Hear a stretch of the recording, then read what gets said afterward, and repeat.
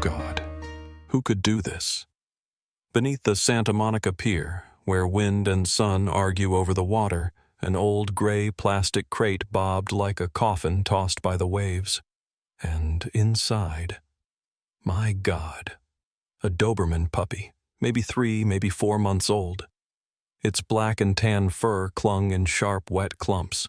Its eyes were wide, salt bright, as if asking, why? The nose pressed against the breathing slot, whiskers trembling. Tiny paws scraped the plastic, leaving white scratches, desperate letters scored into the crate. It did not bark. It did not howl. It whimpered, so faint it nearly dissolved into the sound of the surf. My chest felt crushed.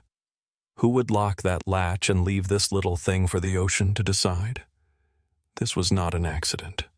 This was deliberate.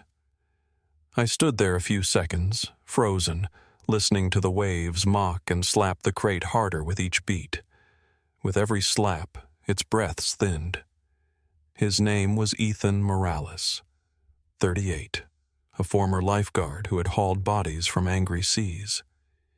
He thought he knew tragedy. He had not felt his heart this heavy. On the pier, tourists gathered. Phones rose. Whispers swelled. A few children gasped. One man even gave a dry laugh, as if this were free entertainment. Ethan wanted to shout at him, "No! This is not a show!" But there was no time. He lunged for the red rescue buoy, its line still coiled, never used. His fingers shook with anger, not fear. He snapped the rope free and tested the pull. The wooden planks creaked. Heat climbed his chest. His heart pounded like a war drum. "Don't!" A harbor worker stepped in. Caps faded, face cold. "Animal control's on the way." "There's protocol." "You can't just jump in protocol while that crate was about to sink? While that pup was trembling, breathing its last?" Ethan ground his teeth. "Look, it won't float for 15 more minutes." The man only shook his head. "Liability, man." You know the law. Ethan knew too well what hesitation cost. He had lost a child one summer for missing a beat. He would not let that happen again. Not to this pup. He tied the buoy to his wrist and leaned over the rail. A wave slammed the crate. It launched like a tin box thrown in a storm. The puppy yelped, a sound that cut straight through bone. Ethan's ribs tightened. He reached, wood burning under his palms. His fingertips found plastic, slid, again, slid. It was too far. "Let me!" A voice trembled. A teenage boy tossed his phone and grabbed the line. His hands were white with grip. God, someone finally moved. Ethan didn't hesitate. He dropped down the maintenance steps and slid along the crossbeam under the pier. Darkness, salt, the damp wood smell, machine oil. Oysters clung like knives. They ripped his hands and calves. Blood mixed with the sea. He kept crawling. He couldn't stop. There, the crate, jammed between two pilings, waves ramming it without mercy. The Doberman curled small, shoulders shaking in waves, eyes so wide they seemed torn. Ethan shoved his chest against the wood and slid his hand through the gap. Oh, God. He touched fur. Cold, stiff, salt-crusted like metallic bristles. Then the nose nudged his knuckle. Light. Barely. But the touch felt like a whisper. "You're really here. For me?" The puppy's eyes brightened, just for a breath. The whimper changed. It was no longer panic. It was a last pleading. Some voice above said, plain and cold, "It's just a dog." Ethan clenched his teeth. Just a dog? Number. A life fighting for each breath. A heart beating in the dark, waiting for someone to choose rescue over turning away. A horn wailed far off, long and low. An alarm. The tide shifted. The water rose fast. He cinched the rope and wedged the buoy into the gap. Plastic squealed. Wood groaned. The pup lifted its head, wet ears flattened, eyes locked on him. That gaze, an anchor hammered into Ethan's chest, would not let him let go. He whispered, breath ragged, throat tight. "Come on, kid. Don't give up." And in that moment, he knew. The sea would not make this choice. He would. The waves slammed beneath the pier with a thunderous crack, making the crossbeams I clung to shudder. The plastic crate lurched up and fell like a toy being yanked on a string. I could hear my heart pounding in my ears, mixed with the hiss of water. The Doberman in the box gave a short, weak cry, so faint the sea nearly swallowed it. I breathed hard. Number. It wouldn't hold much longer. I stretched my arm farther. Oyster shells tore at my skin until it burned. My fingertips found the slick, cold plastic, then slid away. I gritted my teeth. Those inches were cruel. Inches that, in this water, could become an abyss. Noise on the pier blurred into a distant roar. "Oh my God, it's sinking!" someone cried. "Come back! You'll fall!" another shouted. I barely heard them. Everything narrowed to that gray crate, the white-capped water, and the trembling eyes locked on me. A low thrum grew. An engine. I turned. A yacht had altered course. A wall of wake rolled toward us like a charging white wall. If that swell hit the crate, if it hit now, it would flip it over. "Hold the line!" I bellowed. The teenager above went ashen and nodded violently. His hands, thin and strung tight, gripped the red rope like it was a lifeline. I braced, chest to the beam, legs folded like an anchor. The wave hit. The pier thundered. The crate launched, tilting hard to one side. I saw the pup go limp, paws flailing, muzzle choking on salt water. God, it was going under. "No!" I screamed until my throat tore. I threw my arm, shoulders screaming. My nails scraped plastic with a sound that knifed through me. I leaned, nearly falling from the crossbeam. Spray slapped my face. Salt burned, eyes stung. And then, by some fierce mercy, I found the crate's rim. I hauled. The thing was lead-heavy, half-filled, like a sinking iron chest. My shoulders burned. My palms bled, but I would not let go. "Come on, kid." "Don't leave me," I growled through the surf. For a heartbeat, the crate tilted back toward me. Tiny legs reached, clawing at the seam, searching for purchase.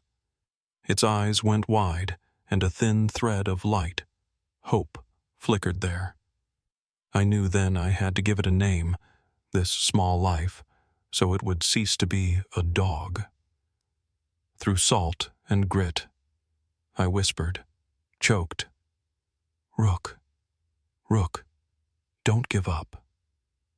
Miracle. She let out a small bark, not long, not clean, but definite. As if she heard me, as if she accepted the name. A second wave thundered in. Bigger, meaner. The whole pier trembled, wood complaining. The crate slammed sideways into a piling with a sickening thud. The pup screamed, a sound that tore my chest open. My grip nearly failed. The buoy line bit into my wrist, burning. "I've got it!" the teen shouted from above. His voice shook, but he held. Thank God. At least I wasn't alone. I wedged the red buoy into the gap between the crate and piling to create a purchase. Plastic shrieked. The post vibrated. I gritted my teeth and forced every ounce of strength forward. My shoulder felt like it would come apart, but the crate inched. Blood from my forearm fell into the churning water, a red smear. Then Rook pushed her nose out through the slit and nudged my hand. That touch, cold, trembling, real, hit me like a blow. I swallowed. Tears mixed with salt ran down my face. I won't let the sea take you. Never, I promised. A horn sounded then, longer, deeper, an omen of the rising tide. Time for Rook and me was no longer measured in minutes. It was measured by the next wave. The next wave hit like a crazed beast. The crate burst free from the piling and spun in the churned water. Ethan gasped, his hand slipping from the slick plastic as his nails tore and bled. "No! No!" he screamed, his heart pounding as if it might explode. Rook panicked. Tiny legs flailed, eyes blown wide, chest heaving so hard the bark that ripped out was more like a child's cry swallowed by the sea. Fear iced through Ethan's bones. He had almost lost her. He had come so close. In that shred of time, everything shattered into spray, the crate pitching, water foaming, Rook's eyes fixed on him with that pleading, desperate look. "Don't leave me."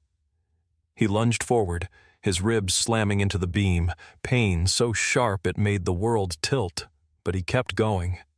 His arm slid across the wet plastic and finally caught an edge.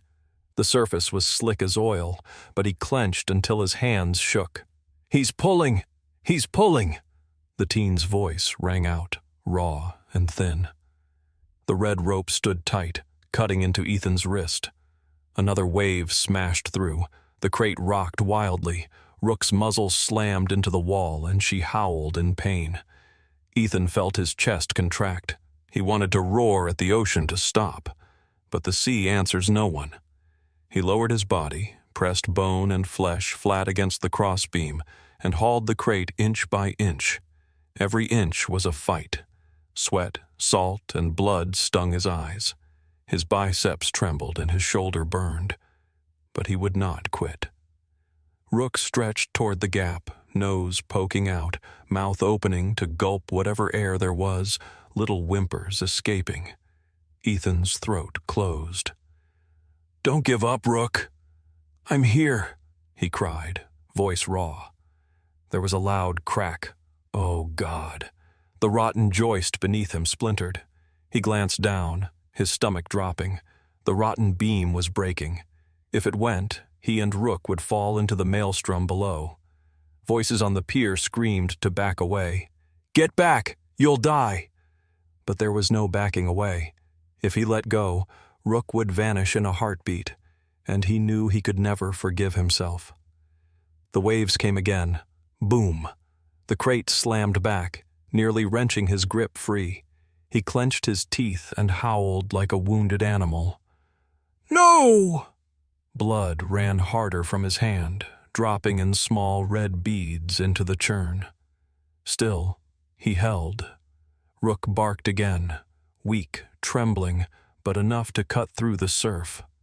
For a flicker, her eyes flashed bright like a tiny ember in the black. She was still fighting.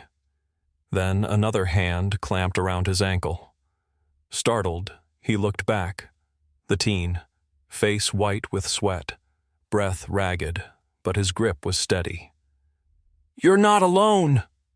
the boy shouted, voice breaking but fierce. Ethan paused. The paralyzing helplessness eased. He was not alone. More people leaned over the rail, eyes hard, hands ready. The ones who had watched earlier were now bent low. Fury flared in him. He roared and heaved the crate another inch. Plastic squealed, spray flew. His shoulder felt torn, but the crate moved. Rook pushed her muzzle against the seam and licked his bloodied fingers. God! Even clawing at death, she gave him a sliver of trust. Gritting his teeth, he poured whatever strength he had left into one more pull, and the crate edged closer. Hope flared, brief, fragile.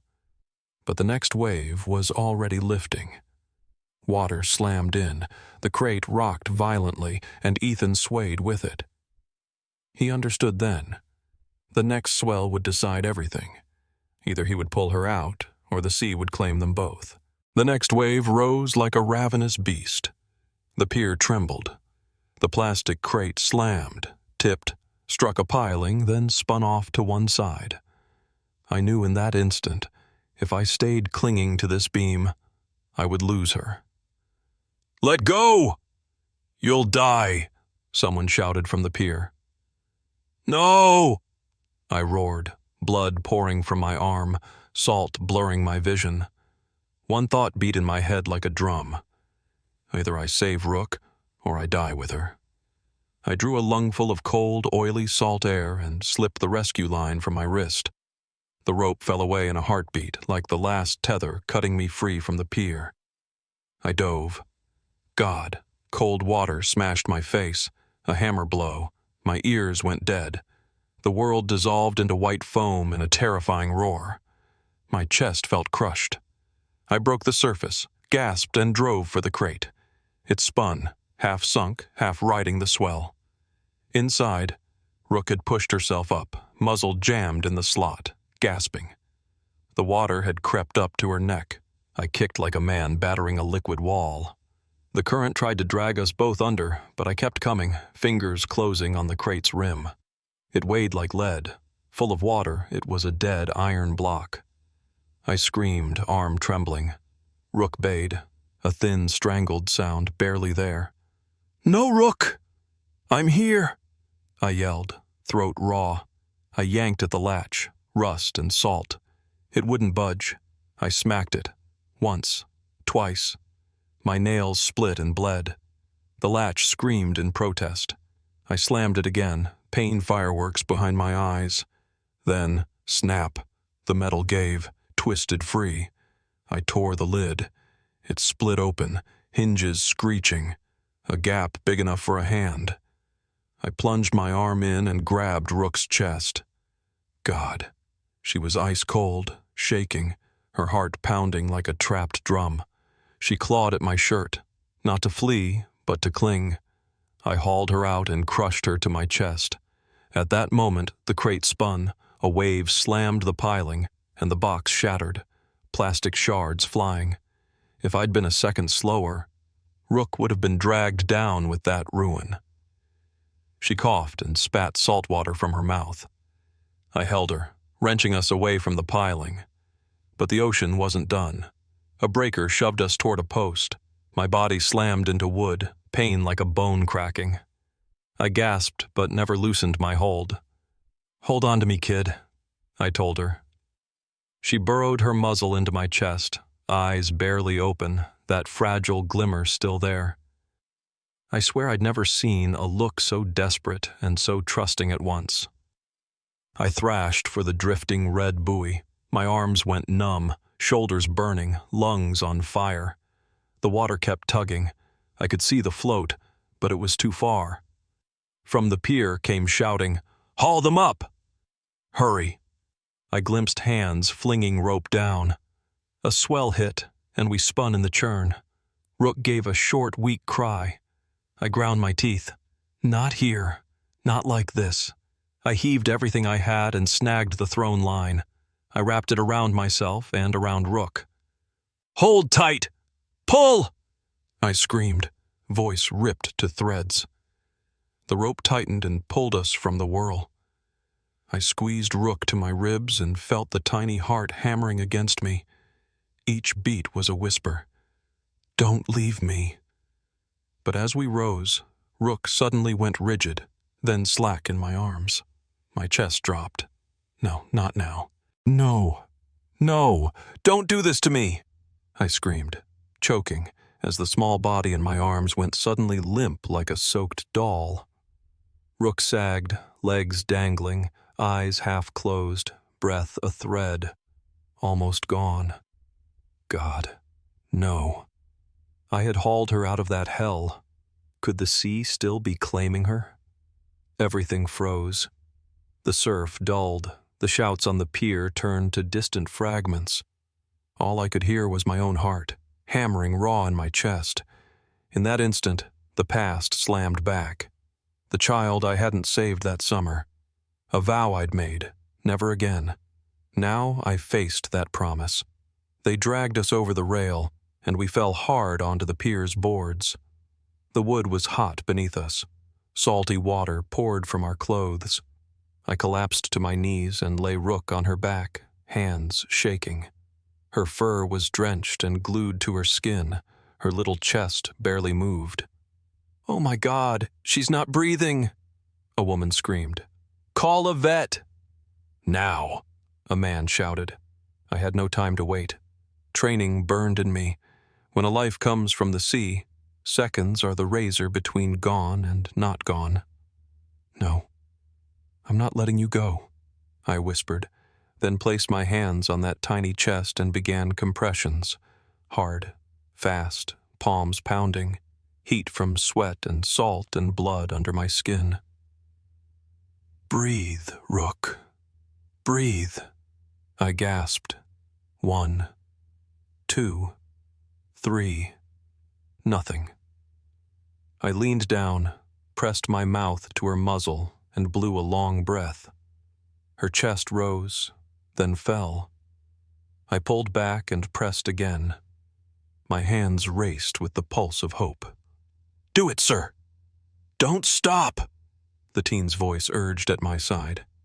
I glanced up and saw tears cutting lines down his face, but his eyes were bright with fierce hope. That looked fed me. I pressed again. Then, oh God, her chest jerked. A ragged cough ripped out of her, and salty spray hit my hands.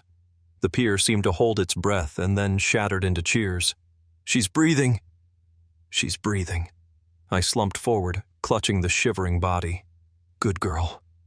Good girl, Rook," I croaked, forehead against wet fur, feeling the quick, raw breaths against my skin.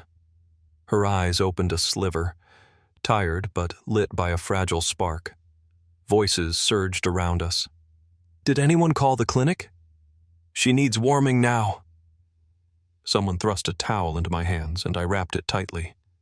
Her coat was icy, but those tremors meant she was still here, still fighting. The man who'd sneered, "It's just a dog," stood farther back now, head bowed, unable to meet our eyes. I needed no apology. I had Rook in my arms, alive. That was enough. Relief barely warmed me before fear struck anew. She was weak, breaths shallow, each rise a fragile wave about to break. She needed medical aid immediately. I looked up, voice hard. "Does anyone have a car?" "I need to get her to a vet, now." No one hesitated. Hands reached. A man called, "My truck's at the end of the pier! Hurry!" I hugged Rook to my chest and ran, feet hammering on wet planks, my heart still drumming battle calls. I knew then the fight had only begun. The ocean hadn't won, but now I had to race time itself. I hugged Rook to my chest and tore off the pier like a man possessed. The crowd split around us. Their eyes followed, but all I could hear was the faint thud of her heart against my ribs. God, each beat was a fragile thread. If it snapped, "The truck's here! Hurry!" the man leading us barked. We sprinted to a silver pickup waiting at the pierhead. I threw myself into the passenger seat and shouted, "Go! Now!" Doors slammed. The engine roared. Tires screamed on salt-slick pavement. I held Rook tight, wrapping the towel around her, trying to pass on any warmth I had. "Hold on, Rook. Don't leave me," I whispered, voice raw, eyes stinging. The truck shot out of the pier and onto the coastal road. The driver, too busy to ask his name, clenched the wheel, jaw set. "The nearest vet is 10 minutes away. That little fighter's got to hang on," he said. 10 minutes. God, 10 minutes felt like forever for Rook. I looked down. Her eyes fluttered. Her chest rose in shallow, thin breaths. Her muzzle trembled. I shook her gently. "No, don't sleep. Look at me, Rook. Look at me." I rubbed the top of her head. Her eyes opened, fragile but present. A red light flashed ahead. A line of cars blocked the road. "Run it!" "Go," I hissed. The man swore and turned the wheel. cutting across lanes as horns screamed behind us. I didn't care. All I saw was Rook trembling in my arms. In my head, the surf still roared and the memory of that shattered crate echoed. I could not let this end in death. Not after everything. "You used to do rescue, right?" the driver asked urgently. I nodded, voice thick. I know how to keep her going a bit longer. I lowered Rook into my lap, unfurled the towel, and pressed my hand gently but firmly to her tiny chest, measured compressions, enough to keep her heart from stopping. "Breathe, kid. Please breathe," I murmured, eyes glued to each faint rise. 1 second, 2, then her chest lifted again, small but real. I cried out, "Good girl!" That's it. The truck braked hard. "We're here!" the man shouted. I flung the door open and carried Rook like a wounded comrade. The glass doors of the clinic flashed "Emergency Vet Clinic" in red. An impossible promise. I kicked in and tore into the lobby, voice breaking. "Emergency! She doesn't have time!" The tech sprang up, eyes wide at the drenched, trembling Doberman pup in my arms. "Room 3 now!" They shoved the door open. White light and the sting of antiseptic slammed into me. I clung to Rook until gloved hands touched my shoulders. "We'll take it from here." "You have to let go," a vet ordered. God, how could I? I had sworn not to let go. If I let go, who would keep her alive? But when I looked down, Rook's eyes fluttered faintly, like she was pleading. "Trust them." Hands shaking, I slowly set her into the vet's care. The small body left my chest, and the hollow it left hit like a physical pain. The door closed. I stood outside with empty arms, soggy clothes, salt and dried blood crusting my skin. Machines kicked on, orders called out. Each sound sharpened the ache and somehow threaded through it the thinnest strand of hope. The driver and the teen from the pier burst into the hallway, breathless. The boy's eyes were red. "Sir, will she be okay?" he asked. I didn't answer at once. My heart hammered. I stared at the white door. My voice came out hoarse. "She has to be okay. She has to be." The hallway of the vet clinic gleamed under harsh neon lights. The sting of antiseptic filled my lungs, choking me. I collapsed onto a cold plastic chair, clothes dripping, hands split from salt and blood. The emergency room door stayed shut, silent, like a wall between hope and loss. The teenager sat pressed against me, hands twisted tight, lips trembling. He whispered, "Sir, they'll save her, won't they?" I swallowed, met his red eyes. I couldn't promise, but I couldn't feed his fear either. "We pulled her out of the ocean," I murmured. "Now it's their turn." Rook won't give up. Seconds dragged into centuries. Through the crack beneath the door, I heard the steady beeping of a monitor. Each tick stabbed like a needle, reminding me her life balanced on the thinnest thread. Then, a cough, rough, small, but unmistakable. My heart lurched. The door opened. The vet stepped out, face slick with sweat. "She's breathing again," he rasped. "Still very weak. We'll keep her overnight, God." My knees buckled. Tears blurred my sight. The boy burst into sobs, clutching me, voice shaking. "She's alive." "She's really alive." I nodded, head bowed, hand over my face. The boulder in my chest was gone, but in its place was a hollow ache. I had saved her, but why had someone wanted her dead? I remembered the neon blue ribbon, the scrap I had stuffed into my pocket under the pier. Not trash, not a chance. A calling card. Someone had left it on purpose. The question gnawed at me. Who were they? And why target a defenseless Doberman pup? The vet turned back inside, closing the door. Just before it shut, I glimpsed Rook swaddled in white blankets, her tiny frame trembling, eyes closed but chest rising. The monitor's beep synced with her fragile heartbeat. I pressed my palm to my own chest and whispered, "You fought to the end. Now it's my turn." The boy wiped his face, looking at me. "Mr. Ethan, this can't just end here, right? Someone did this to Rook. We can't let them walk free." I met his gaze. Fear and resolve mingled in his eyes, and in me, a new fire lit. I hadn't saved Rook just to turn away. Number. I would uncover who locked her in that crate.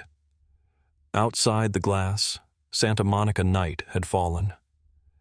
The sea still growled beyond. I knew the battle with the waves was done, but another war against the shadows behind that neon ribbon was only beginning. I stayed in my chair, eyes locked on the white door. I whispered a promise. "Sleep, Rook.